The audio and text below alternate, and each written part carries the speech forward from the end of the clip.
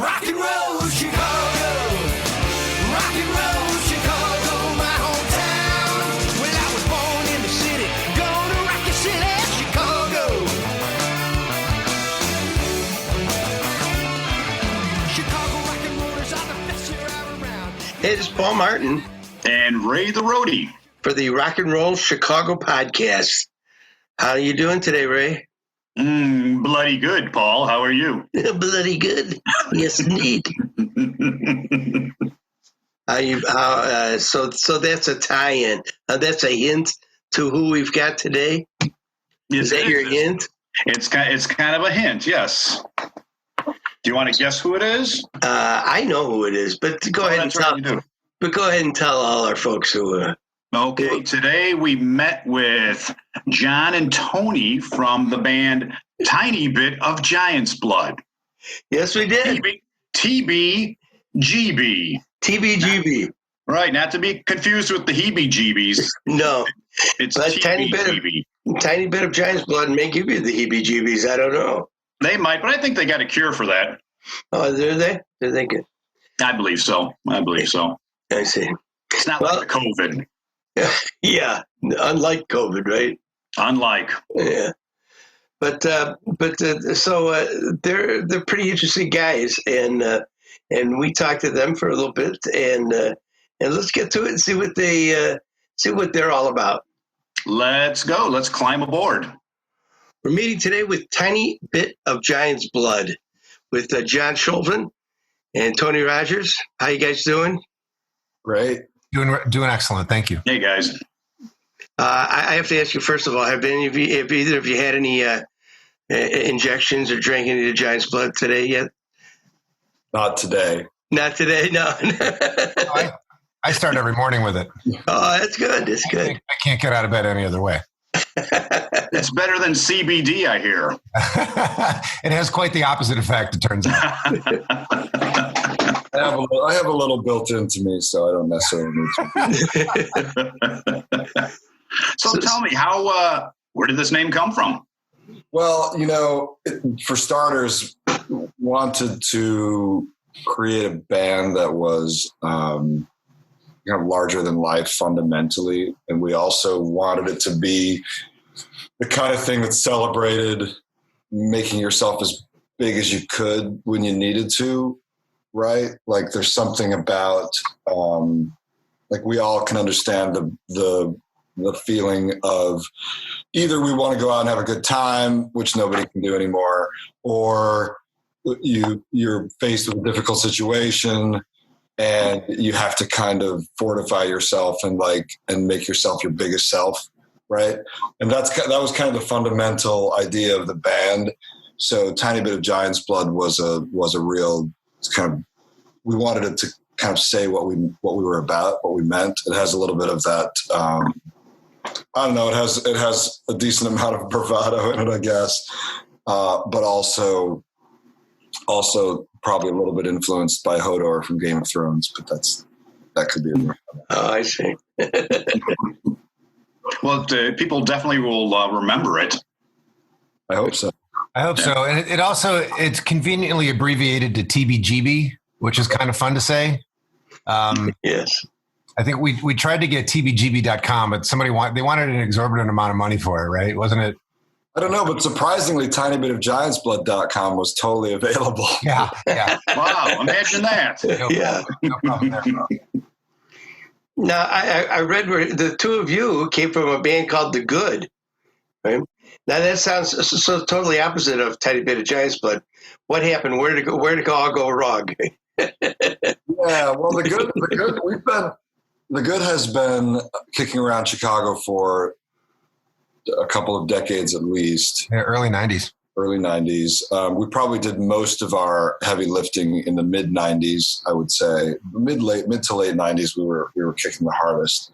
That band was formed by a guy, Devin Arkin, and I.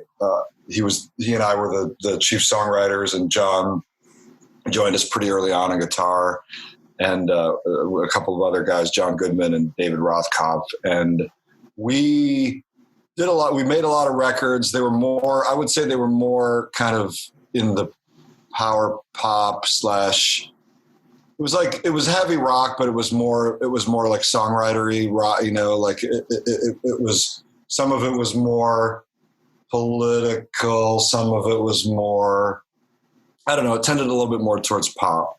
But Devin Arkin, the other founder of the band, died from brain cancer in 2016, right after we'd finished a new double record that we were really, really excited about. And we put it out and we were really satisfied with it. But that was kind of the functional end of the band, although, you know, occasionally the four of us will play without him. But that band isn't really a creative force anymore because of Devin's passing. Well, I'm sorry to hear about Devin, but so now you guys have moved on to a tiny bit of Giant's Blood. And how would you describe your music now? I mean, you said the good was kind of a power pop or thing, but how would you describe TGBG? Yeah, so tiny bit of Giant's Blood. We describe it as glam punk heavy rock, and I think glam and punk are probably opposite, but that's, you know, we like putting them together on purpose because I think there's a lot of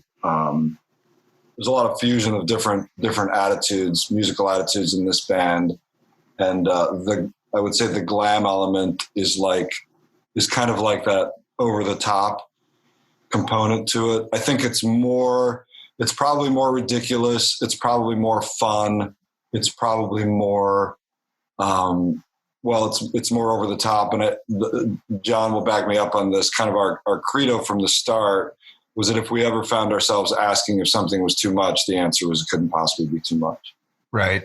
There's always more, as we would say. So, just to echo what Tony said, like the, I think you can hear a lot of those glam and punk influences in the music, but where it really comes out is if you see us, right? Which obviously is a thing that isn't a going venture at the moment for the worst possible reason. But once you can see us again, I think it would be evident within the first 30 seconds that we're about putting on a really big show. Yeah, to that end, I mean, I don't know if you guys have seen, it's on the back cover of our album, which I'll show you. I know you can't see it in the podcast, but we built these giant lights for the stage. John actually built them completely by hand with like hundreds of LED lights from China and a lot of careful woodwork and soldering and electrical work and computer programming. And so we have this array of lights behind us that we bring and we set up behind us for every show. Just for starters, I also have a pair of giant 4-foot platform heel shoes that I climb up into for every show. So we try.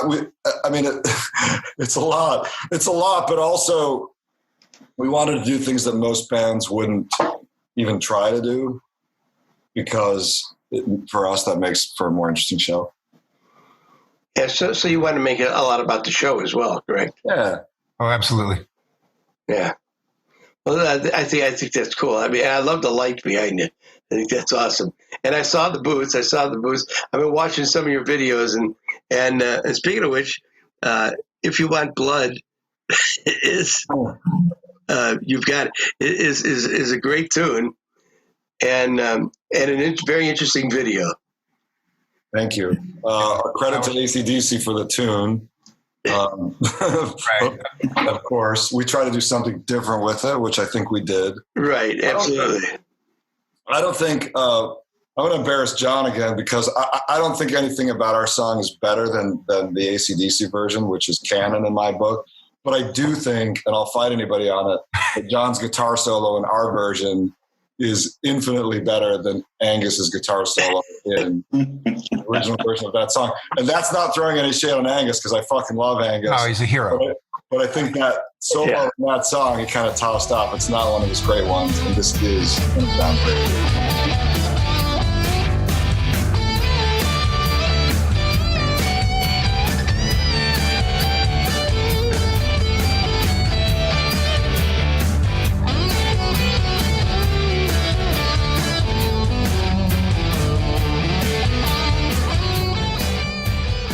I appreciate you saying that. It was I would not say that about. I would not compare myself to Angus as such. He's a hero of mine and has been since I was a 10-year-old child. You can't do it, but I can. Yeah. Okay. Fair enough. Yeah, and then we shot that in my garage, which is in the act of falling apart gracefully. Maybe. No, it really is in the act of falling apart. No, I meant gracefully was maybe. Oh, great. Yeah, the gracefully part is that's a euphemism. I guess that's hopeful. But we shot it with my son, who's a film student, and we also made a bunch of really practical, aka made out of flour and corn syrup, prosthetic horror effects, which we really enjoyed. It would have been it was fun to do. It would have been so much more fun to do if it wasn't like 5 degrees outside that night. It was really cold. We had multiple space heaters in the garage, but we found really quickly that using more than like one of them blew the fuse. So we had that, and then we were trying to keep the doors closed to keep the cold out. But it definitely was cold laying on the concrete with fake blood all over us. But it was fun. Not too many bands are doing videos these days. It's kind of a throwback. Yeah. Well, I was going to say we like. I feel like we're trying to throw it back in a number of ways, right? We're trying to bring back a lot of what made rock and roll awesome when we were kids consuming it for the first time, and videos would be a big part of that, right? Like we're definitely the MTV generation. It just seemed like a natural way to continue to express what we're trying to be about. Yeah, we grew up watching Bowie's videos, for God's sake. Yeah. Like the really early videos were good. Super weird. Yeah, well, it's definitely interesting. So tell us about. I mean, you've got an EP out that came out first, correct? That's right. And tell us a little bit about that. Yeah, so we call that Dram A. Dram is a small quantity of anything. It's like an old apothecary term, and we have little vials of giant's blood that we make and sometimes distribute at shows that are the volume is a dram, and we like that kind of. We use the symbol of the dram too as part of our iconography, I guess you would say, and so the EP is called Dram A, and that was really us just seeing what we sounded like. Honestly, like it was the first thing we did. I think we did it before we played any shows. Is that right, John? Yes. Yeah, we went into the studio. We have a friend, Brian Clavey, who has this miracle of a studio called Crystal with 2 L's, Crystall Recorders in Lombard, and it's bizarre. We ended up at a session there a number of years ago for something different. And we drove out. It's on a quiet little Lombard street. We live in the city, or John lived. At the time we lived in the city, and so Lombard was kind of a mystery to us in the first place. But it was suburban. We were driving down this kind of really idyllic street, all these ranch houses, and we turn into one, and there's like big shrubbery everywhere, and a big driveway. And like everybody thought, like, are we in the right place? Right. It looked like every other house on the block. Yeah. It seemed like, yeah. And you go inside and it's like, it's been completely gutted and repurposed into a rock and roll studio. Like a dollhouse, really? Yeah. There's the kitchen is still there and the living room. Yeah. Like everything else, like there's a huge live room, control room, a couple of isolation booths. Like it, and again, from the outside, it's like every other ranch house in Lombard. And then you get in there and it's this really organic, awesome rock and roll room, Yeah, like wood panel too. Like it feels like it's right out of the golden era of music studios, and it sounds really good. And Brian is an awesome engineer, and so we had this one good experience with him a few years ago, and we decided to record this with him. And we went in and we recorded 5 songs, and we really liked how they turned out. So when we went to do our full length album, we went back to Brian and did the same thing. So now is that available on CD and vinyl as well? The new one, Gigantosaur, is the EP we only released digitally, so that doesn't exist physically anywhere. Oh, I see. But Gigantosaur, which is our new album, is available on compact disc and vinyl as well as digitally. We didn't make cassettes. I think that trend is stupid. I mean, I enjoyed cassettes when they were a thing. Yeah. How about an 8-track? Yeah, I enjoyed that when it was a thing too. But yeah, isn't that a 8-track is like it kind of kills me because it's like it really is genius and stupid at the same time, right? Genius to figure out a way to use the same bit of tape to get 4 times the length, but stupid in the fact that the way you get it is by at completely random, at least as far as the music is concerned, right? 1/4 of the way through every time it has to jump over and make a huge audible ka-chunk. Yeah. Right, and then when you hear it the way it's supposed to be heard, then you don't hear that click. You think there's something wrong. Yeah. Right. I remember. Wait, are you saying that there are 8-track players that you don't hear the click on? Oh no! I'm saying if you hear like an album version or a cassette version, you're always waiting for that click and it doesn't come. When you were driving mom's car and listening to that Ted Nugent 8-track all the time, and then you actually heard the album version, it was jarring. And you had to have matchbooks just to prop up the 8-track because it was double tracking. And yeah, right. When I was in college, I used to borrow vinyl records from the library and record them on a cassette. And one of them was James Taylor. I don't remember which one. And I don't even remember the name of the song, but it had, John, you'll probably know the song, but it's the song that has the line, "One more time again," or "I thought I'd see you one more time again." Fire and Rain.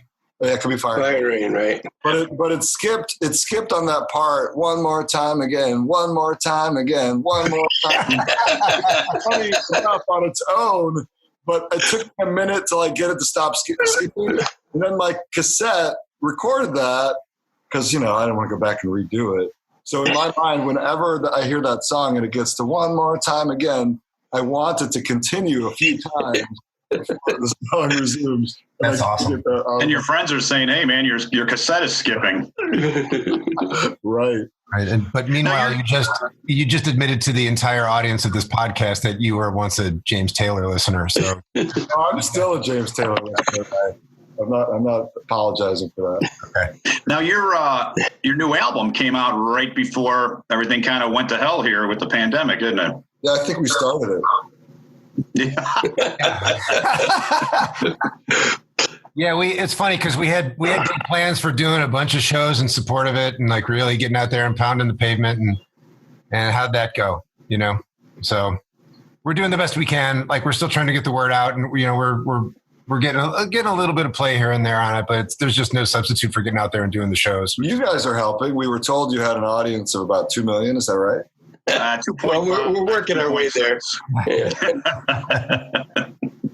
We're trying. Well, first of all, how are you surviving the COVID-19 thing?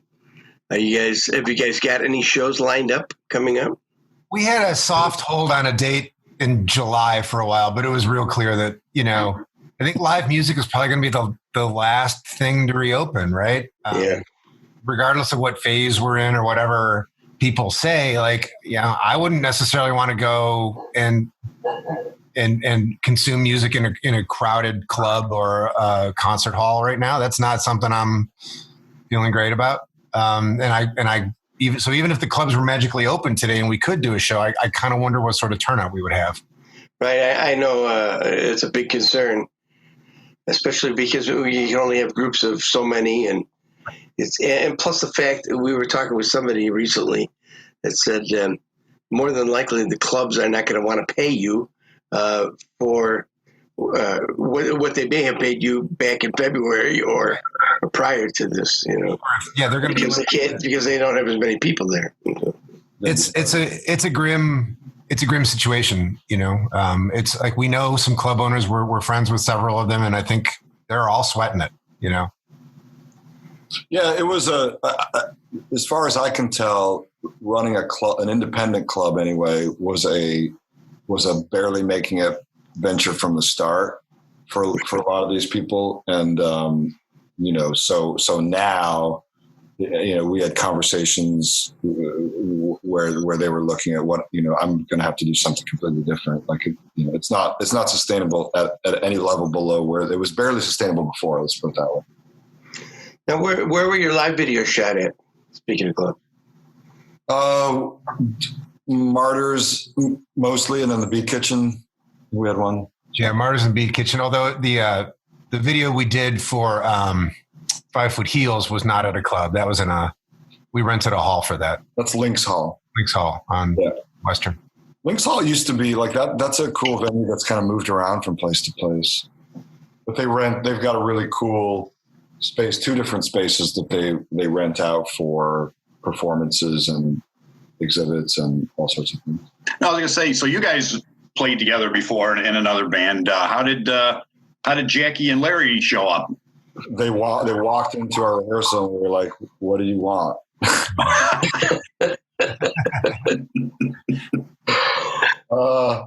Jackie Schimmel is someone that we actually we met when we were playing in The Good many years ago, and we always loved her. And our orbits constantly circled each other. She was in bands that would play with us. We would, I did a couple of, kind of quick one-off projects with her. Always wanted to be in a band with her. And then when we started this, she had never done anything even remotely like it. She was kind of, more squarely fixed in the pop realm. And Jackie's the person who introduced me to the Kinks catalog and all this great music that I somehow had been neglecting, my entire adult life. And so she's a really great friend and a great musician. And this band was a proposal for her that was completely different from anything that she had done or even thought about doing. And, we talked about pushing her way out of her comfort zone. And that was the point. She's pretty stoic, let's say. And she's not kind of fundamentally a real gregarious glam rock person. But this idea really appealed to her because it would be something that she'd never really done before. And so she was in on that count, and we were really psyched to have her. And then Larry's actually our second drummer. We started with our friend Greg Fundus, who is another awesome drummer, and he kind of got swallowed up by the schedule of the touring schedule of Led Zeppelin 2, which he's part of.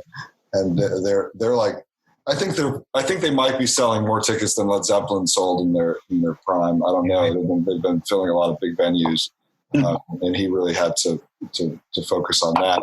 Larry's another just like rock star that we've played with in a couple of other settings. We asked Larry, from the start to be a part of this, and he was like, I got a lot of bands going, I don't know. And then after we released our record and he saw us, and then Greg started getting too busy, Larry was like, I think maybe I would like to do that. And we're like, well, good, because we could really use you. And Larry's just like, I met Larry, John, I think you too, when he was playing in the Charming Beggars, which is one of my absolute favorite 90s, local bands. Yeah. I couldn't believe that they weren't Giant. Like, that was one of those things that I just was like, I just couldn't get. But like playing with him is like a dream come true. And he really has elevated this thing. Yeah. Yeah. It just, to amplify on a point, we've known both of them for 20 something years, right? As you guys have talked to a lot of local musicians, I'm sure you know that it's actually a fairly closed circle. Like, we all know each other, and we've all played on each other's stuff. And if you're kind of the same generation, you just know people, right? So right. It was super easy and super comfortable for us to start working with Jackie and Larry, just because, like I said, we've known them forever, known their work forever. So it was and it's been a lot of fun because they've taken these things and made them their own, right? We're not super about like, play this note, play that part, do it exactly this way. It's like, you bring your own spirit to this thing, and they both have really embraced their roles musically. Yeah, and visually as well. Jackie, Jackie is, I think that she owns only men's clothing. She dresses really fairly conservatively, although cool. But I was shopping for her, and I sent her a picture of a thing, and she was like, "Hey, just as kind of like a guideline, don't suggest anything that you wouldn't wear." And I was like, "Yeah, that's not going to limit you in any way. That's wrong. That's the wrong thing to say." I saw some of your outfits. They're not bad, because that's not going to help you. Yeah. So I love the theme behind all your promotion and your on your website, how you describe what Tiny Bit of Giant's Blood is, like a lion on stimulants, and now whose idea is all that? Who comes up with the two of you come up with that? Or? That's all Tony. Anything marketing or cool along those lines, or anything about our iconography or our logo types or any of that is coming out of Tony's fevered brain. Sometimes a lion just isn't enough. You know what I mean? Yeah. Like a lion is pretty cool, but a lion on stimulants. A velvet jumper, 2 sizes too small. I cranked up when I read that. Yeah. You don't want it loose and floppy. That would just be dumb. So it carries into some of your songs as well. Yeah. This like Little People and Girl Over There, and Number One Man is actually talking about Lincoln, I guess, right? Yep. Yeah, it's funny. I was thinking about a Number One Man in the context of all this, this unrest that we've been having the past couple of weeks. It's funny. It's been slightly over 2 weeks that the George Floyd thing happened in Minneapolis, and that song. We wrote that song 2 or 3 years ago. Obviously, the things that are happening have been happening for a long time. The song starts off talking about Abraham Lincoln because he's a person that we can all agree on, right, as being a hero in the cause of ending slavery and injustice toward minorities in America. But that it kind of diverges because even though Lincoln officially ended slavery, or was the president, when a lot of people worked hard to end it together, it didn't even come close to ending the tremendous problems that the whole thing unleashed, that we just continue to pay for as a society again and again and again. And it's just like it's staggering to think. It's staggering to think about, like, the people who were engaged in the whole system, could they have possibly seen the ramifications of what they were doing? They were getting something out of it, obviously. Could they have ever predicted what hell they were unleashing on earth? Not just at the moment, because they were, but just across decades and centuries in the world. And would they have cared? And even some well-meaning people in the civil rights movement, the desegregation of schools was pretty massively fucked up by people who could have done it a lot better. So that song has a lot of things going on in it. Obviously, we don't get super political in a lot of this music, but yeah. That's something worth getting pretty mad about, I think.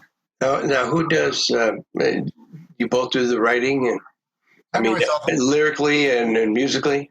The lyrics are all Tony, and I've contributed musically some of the riffs. I think it'd probably be the best way to do it. And then Tony builds a song around him. I think that's probably a fair description of what we're doing here.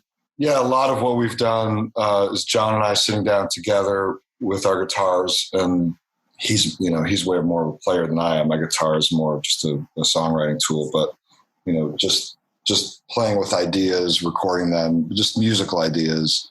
And so we'll have a string of 100 riffs, ideas, little snippets of things. Maybe we'll like it and we'll start evolving it. Maybe we'll just move on to something else. and then I'll come back to it later and just kind of riff over that. A lot of songs evolve that way. Do you have any favorites? Ones you love playing on stage, maybe? John, what do you like playing best on stage? That's a great question. I love playing Little People just because I get to play piano a little bit. But that's It's kind of cool beginning there with piano and the bass and Little people don't need remembering. Little people won't heed the slandering.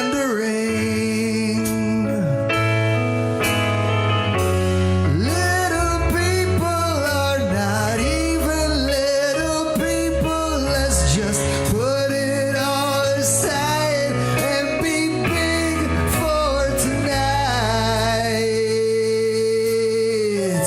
All you people are all right. that's fun to play live. Tony plays most of the keyboards that we play live himself, but I get to do that one because he's busy singing. Very busy singing. Very busy singing. So from the EP, I'm always psyched. Well, Number One Man is always fun to play. I would say, it's like picking a kid, right? oh yeah, well I guess you're right. To Be Is Beautiful is another one I love because that one just kind of chugs and cranks. So what do you think, Tony? Yeah, I have a lot of favorites too. I like Girl Over Here a lot, just because of the energy of it. And we usually That's a good opener. Shows with that. We're actually working on a music video for that right now, which I think is going to be pretty epic. I can talk more about that if you want. I also really enjoy playing 5 Foot Heels because that's the song where I get to climb up into my 5 foot heels. There may be more like 4 feet, but 4 foot heels doesn't sound as good. Right. Creative license for that.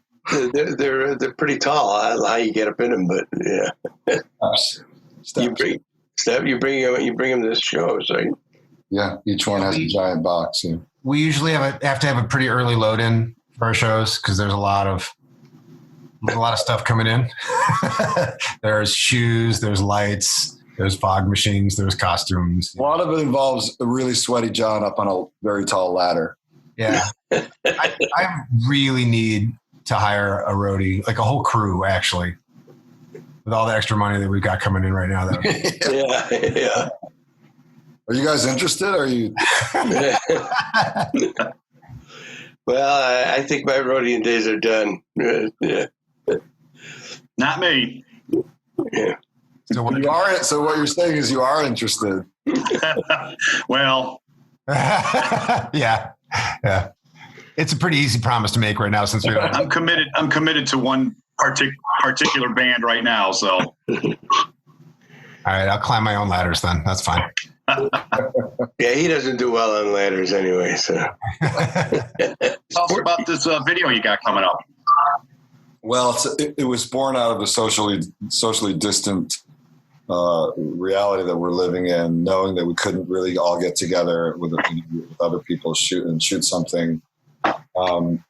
My daughter was throwing out a bunch of, not throwing out, but giving away, bagging up to donate a bunch of Barbie dolls and Ken dolls and all of the stuff that goes with it. And I was like, I was bagging it up, and I couldn't really take it anywhere yet because all the thrift stores were closed. And I had the idea like, I should do something with these before I give them away. And then I was thinking, maybe we could make a video. I could make a video with them so that we don't have to we could shoot something without band members. But then I had this idea to do. I monkey around a lot with graphics, and I've been starting to play around with motion graphics. And I tried filming my face and then putting it on in film, putting it on the body of a Ken doll, and I thought it was really funny. So then I started building and shooting these tiny sets full of Ken and Barbie dolls and a lot of other weird stuff. And then when my son Lincoln He's the film student who helped us with the If You Want Blood video. He shot it. He's helping me shoot this, and when we're done shooting it, then the band is going to shoot themselves, and we'll marry that with the dolls, and it's going to be pretty fun. There's a lot of insane action without any real action.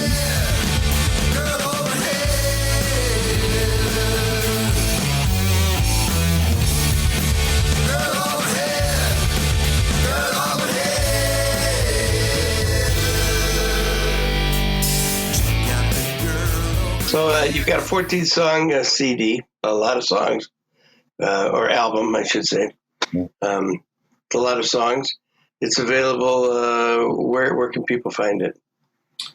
I think they can only, you can't buy records in stores currently. So I think that the places they can get it, I mean, the best way to get it is at tinybitofgiantsblood.com, which, we have a band that our Bandcamp site feeds into that, and you can get the disc or the record from Bandcamp, and you can get it digitally at Bandcamp too. We like Bandcamp because it's not just, we don't just typically get the highest percentage of those sales, but during COVID, they've been giving all of their percentages to artists, which is really lovely of them to do, because I'm sure they're affected like everyone. Yeah. But you can also, if you want or need to, you can get it at all the usual places as well, like Spotify and Apple Music and Google and Amazon. And where can we find you on the World Wide Web or on social media? John, what's our Facebook page called? I'll pull it up right now. I think it's Tiny Bit. No, that's too simple. I think it's Giant's Blood. I think it's pick a lane. Or is it Bit of?